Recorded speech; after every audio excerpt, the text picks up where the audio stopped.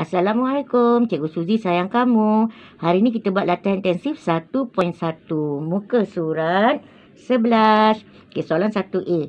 Soalan nombor 1 ni diminta kita nyatakan sama ada dia tu hubungannya adalah fungsi ataupun tidak ya. So, di sebelah ni namanya objek dan sebelah ni namanya image. Jika setiap objek mempunyai satu image, maka dia adalah fungsi. Cuba tengok. Objek ni mempunyai satu image. Objek ini juga menjadi satu image. Objek ini juga satu image. Walaupun dia ada image yang sama, tetapi setiap objek ni ada satu image. Maka ini adalah fungsi. Yang kedua ni, cuba tengok ni, negatif 4 ni ya. Objek ni ada dua image. A dan B. Oh, automatik ini bukan fungsi. Dan yang ketiga, objek.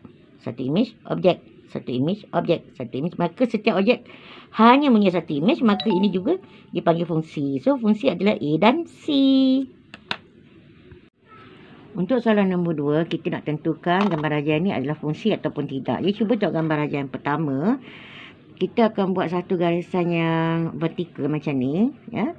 Tapi nampak tak? Kalau kita ada satu garisan vertikal, kita telah berjumpa dengan 1, 2, 3 titik pada graf yang garisan merah tu. Ya.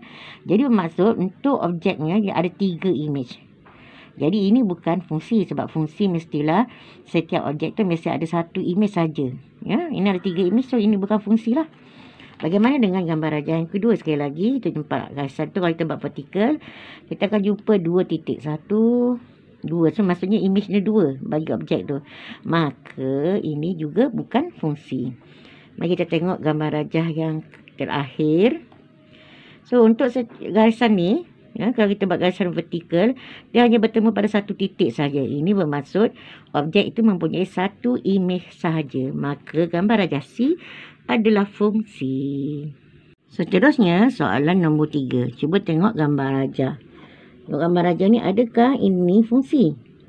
Satu objek, satu image. Satu objek, satu image. Satu objek, satu image. Satu objek, satu image. Ini bermaksud ini adalah fungsi. Kenapa? Sebab setiap objek ini ada satu image. Walaupun objek ini, yang berlainan objek ini ada image yang sama, tetapi dia ada mempunyai satu image saja. Maka ini adalah fungsi. Cikgu kat sekolah dengar tak bunyi loceng tu? Okey, bahagian yang kedua diminta kita carikan domainnya. So, yang sebelah sini adalah domain. Yang sebelah sini adalah image yang kita panggilnya juga sebagai julat. Ya, apakah domainnya? Domain yang ada yang sebelah sini ialah negatif 7, negatif 6, 6, 7. Dan julatnya ialah 36 dan 49. Senang je. Lepas tu dia pun tanya, apakah hubungan fungsi ini? Iaitu fx sama dengan x kuasa 2. Cuba tengok gambar rajah. 7 kuasa 2, 49. Negatif 7 kuasa 2 pun 49. 6 kuasa 2, 36. Negatif 6 kuasa 2 pun 36. Maka fungsinya ialah fx sama dengan x kuasa 2.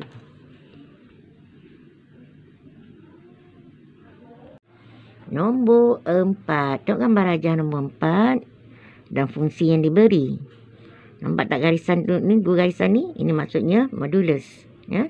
Maksudnya image tu sentiasa positif lah. Okay, cuba tengok gambar rajah.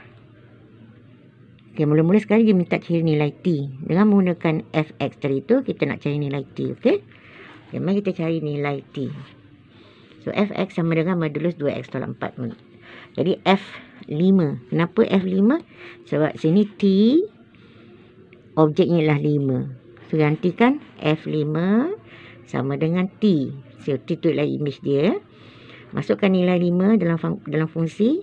Kita sama dengan T dan kita dapat nilai T sama dengan 6. Untuk bahagian B, dia minta carikan julat. So, dekat sini nak cari julat. Tengok sini. 0, 4 yang paling tinggi T dah dapat dia kan? 6. Jadi, julatnya antara 0 hingga 6. Okey. Untuk fungsi fx. C, dia minta kita mencari fx lebih kurang daripada 4. Nak cari dia punya julat juga. Cuba tengok gambar rajah ni. So, pada nilai objek kosong, image nya ialah 4. So, kita nak cari satu lagi kat sini. Di mana fx nya adalah 4. Okey, mari kita kira. Di sini, oleh kerana fx adalah modulus, kita kena ambil nilai positif dan juga nilai negatifnya. So, untuk nilai positif, gantikan saja jadikan sebelah sini positif. Okey, so kita dapatkan nilai X-nya. Dan sebelah sini kita jadikan fungsi ni sama dengan negatif. So kita buka kurungan dan kita pemudahkan, kita dapat julat bagi X. So kita gabungkan dapat X lebih besar sama dengan 0 ataupun lebih kecil sama dengan 4. Itulah jawapan nombor 4. Soalan nombor 5. Okey, soalan nombor 5 ni ada gambar rajah ni ya. Ada sesuatu jatuh lah, dan fungsi yang dia bagi ialah 81 tolak 9T kuasa 2. So dia bergantung pada masa lah, dia akan jatuh sampai bawah ni, di mana ketinggian ni akan menjadi kosong lah dekat bawah ni ya.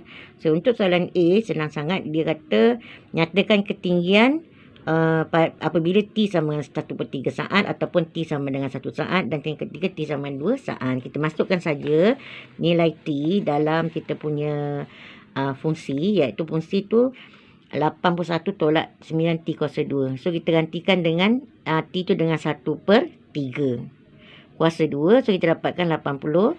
Kemudian bila T sama dengan 1, kita gantikan saja T dengan 1, dapat 72. Dan jika T tu sama dengan 2, kita gantikan saja dengan fungsi, kita dapat T dapat nilainya ialah 45. Seterusnya kita nak bahagian B. Bilakah batu itu mencecah permukaan tanah, bermaksud ketinggiannya ialah kosong sebab dah sampai tanah kan. So jadi kita gunakan fungsi tadi tu, dalam 1 tolak 9T kuasa 2 sama dengan kosong sebab dia dah mencapai tanah. Dan kita carilah nilai T-nya. Kita dapat nilai T-nya sama dengan 3. Oleh kerana T kuasa 2 sama dengan 9, maka nilai T tu ialah positif dan ataupun negatif 3. Kita ambil positif 3 lah sebab masa sentiasa positif kan. Begitulah caranya untuk menjawab soalan nombor 5 B. Tentu kamu rindu sekolah kan? Inilah sekolah.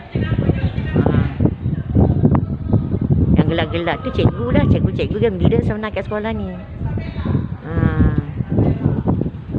Okey, sampai di sini saja. Cikgu Suzy sayang kamu.